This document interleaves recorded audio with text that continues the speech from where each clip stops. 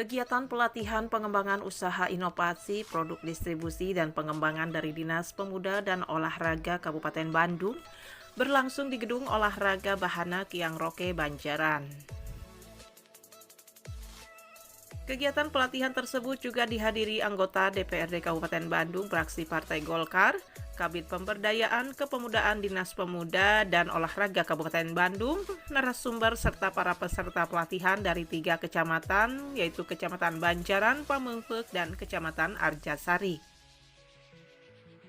Dalam kesempatan tersebut, Nia Kania, SPT MIL, Kabid Pemberdayaan Kepemudaan Dinas Pemuda dan Olahraga Kabupaten Bandung menuturkan, tujuan diselenggarakannya pelatihan yaitu untuk meningkatkan daya saing wirausaha muda yang ada di Kabupaten Bandung, khususnya di Kecamatan Banjaran, Pamengpeuk, dan Kecamatan Arjasari. Dengan harapan mereka bisa memiliki produk sendiri serta mengembangkan dan memasarkan di Kabupaten Bandung, dan yang paling utama yaitu untuk meningkatkan IPM di Kabupaten Bandung selaras dengan visi misi Kabupaten Bandung mewujudkan Kabupaten Bandung bangkit, edukatif, dinamis, agamis, dan sejahtera. Tujuannya untuk meningkatkan daya saing wirausaha muda, terutama di Kecamatan Banjaran, Kecamatan Pamengpeuk, dan Kecamatan Arjasari.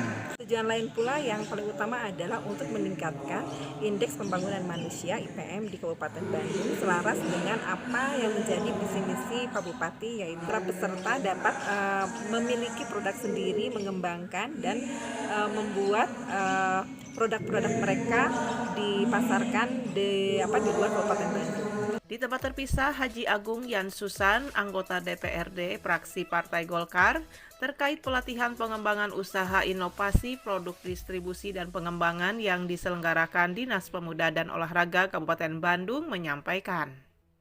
Menganjurkan ke kawan-kawan tadi itu untuk berwirausaha biar jadi sosok yang mandiri gitu kan. Ketika kita mandiri, kita bisa berbuat banyak hal dengan kemandirian kita.